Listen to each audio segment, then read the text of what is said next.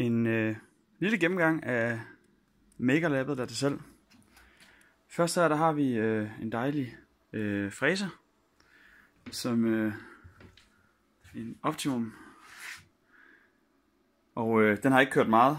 Den har mest været brugt til at lave huller fra siden af de plader, der kommer ud af CNC-fræseren. Følger en skruestik med. Og hernede er der en del udstyr, der følger med til den. Der er fræsebord, og der er også en måler deroppe til at måle efter.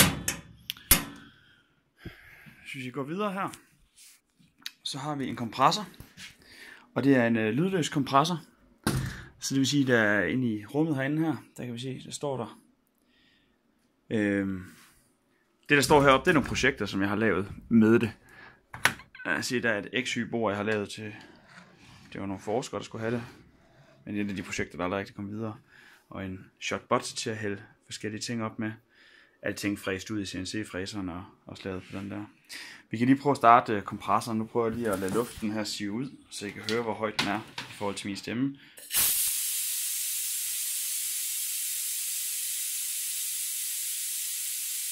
Og der er god kapacitet. Sådan der. Nu kan I høre den slå ind. Og som I kan høre på min stemme, så kan man stadigvæk have en ganske fin samtale herinde. Hele setupet er lavet, så det er lydløst. Så der ligger et lydstudie op ovenpå, jeg nemlig ikke må forstyrre.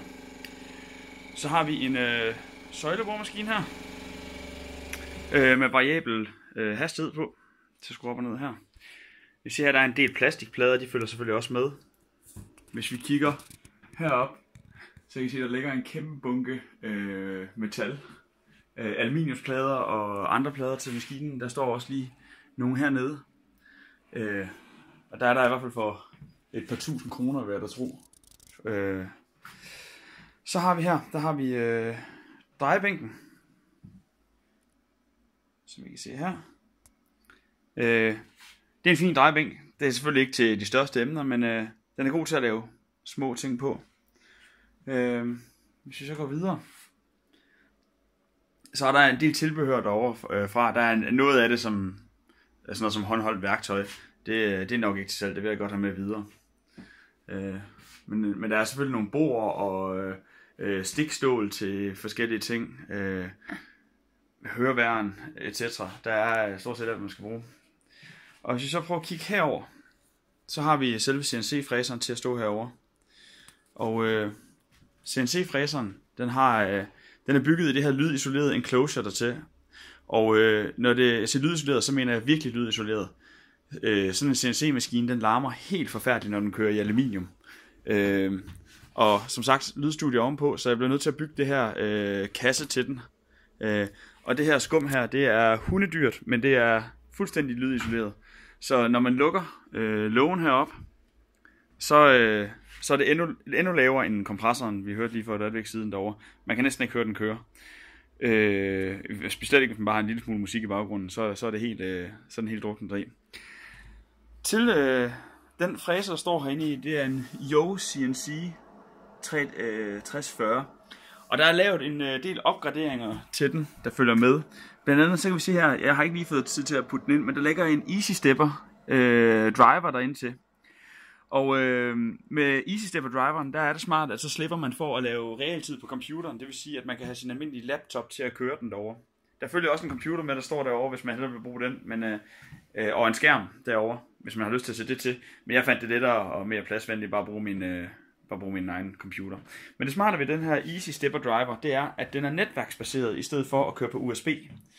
Eller andre ting. Så det vil sige, at man plukker bare sin Ethernet i. Og den kan faktisk også køre over routers, så man kan have den til at stå andre steder, hvis man skulle have lyst til det. Men det, som sker, det er, at den sender koden ned til Easy Stepperen, som har en buffer. Og det vil sige, at din computer behøver så ikke køre i realtid.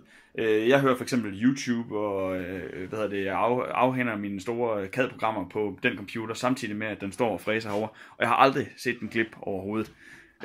Det gjorde den ret meget før i tiden, da jeg kørte direkte fra en computer uden om den. Så den er købt til.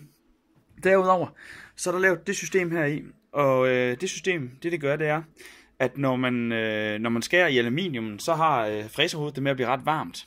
Så jeg køler det ved at bruge en lille smule sprit. Så det her, det er der kommer trykluft ind igennem den grønne, og så kommer der sprit ind igennem den røde her. Og det så gør, det er, at den forstøver det.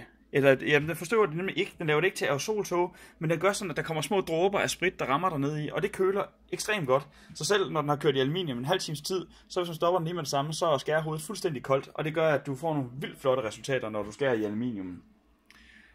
Vi kan lige prøve at kigge op igen. Alle de aluminiumklodser her, vi kan også prøve at se den her for eksempel. Den er lavet på den fræser. Og det, ja.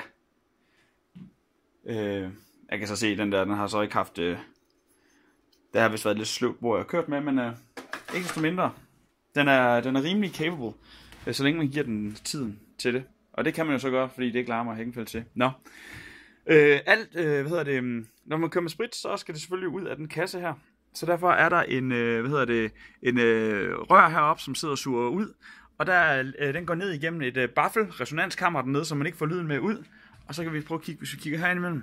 Der går den så ud igennem den slange her, som går herop og blæser det ud igennem. Den følger selvfølgelig med, og så kan man selv sætte den til. Hvis man ikke kører sprit, så er der selvfølgelig ikke brug for udsugning. Men det gør en verden til forskel.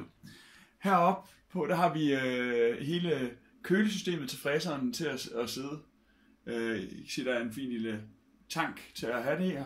Og det kører ned igennem den ledning, der er hernede. Og så kører det op igennem de her slanger her, og så køler selve fræseren der til.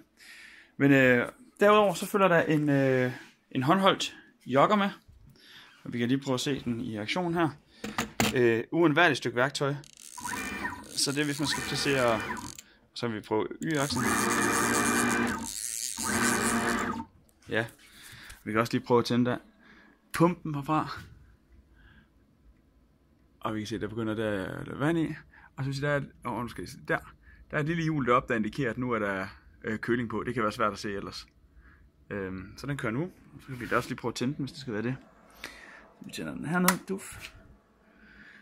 Ja, der er ikke sat til man styrer RPM med den her knap hernede og sætter den i gang. Nu starter den op. Og igen, fordi den er vandkølet, så er den ekstremt lydløs. Så vi slukker den igen. Der er mulighed for at sætte, jeg ved at selve spindlen der sidder derinde i, den har en 0-10 volts regulering, og Easy Stepper boardet har en 0-10 volts udgang. Så med snille, så kan man sagtens forbinde den, således at hastigheden også styres fra programmet af. Det har jeg ikke lige fået taget mig sammen til at få gjort, men det er en mulighed. Så kan vi se, herover der ligger der følger en masse ting med hernede fra. Strømforsyninger, nogle projekter, der aldrig rigtig blev. Der er nogle linear rails, der ligger dernede i. Nok til at lave i hvert fald minimum en hel, i hvert fald hvis du tager den her med, så er der i hvert fald til at lave en 3D-printer selv, hvis man skulle have lyst til det.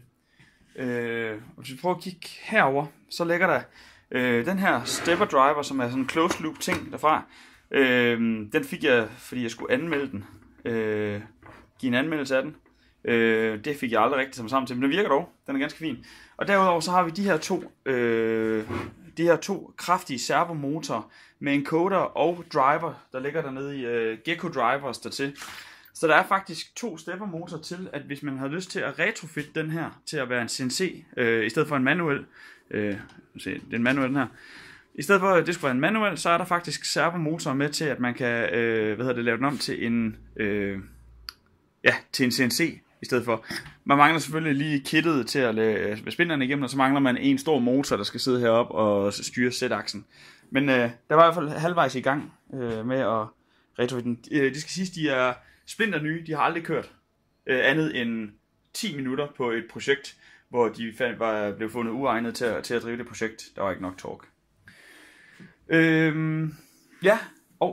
Lidt mere om kassen for resten. Ja, det skal lige siges. Der følger selvfølgelig en masse bit med. Der ligger en åndsvagt mange bit deroppe, som også fører med dig til i alle mulige størrelser. Kassen her. Nu ser kassen her ret stor ud. Og det skal siges, det må tage lang tid at lave. Men det smarte ved kassen er, at den kan gå igennem en dør, så er hele kassen, faktisk 2 kasser, samlet med gevindstænger hele vejen rundt i omkredsen. Så det vil sige, for at de kan gå ud igennem den dør her til mit værksted, så skruer man den op, og så er det sådan set 2 kasser, der kommer ud af den. Så tager man maskinen ud, og så er det 2 kasser, man kan flytte. Så det vil sige, at den kan let komme ind igennem almindelige husdøre, eller ned i kældre, eller hvor den nu end måtte stå henne. Ydermere, så står den på hjul, så den er til at flytte rundt med, som den står nu. Ja. Og hvad er der så mere? Jeg tror sådan set, det var det. Men ja.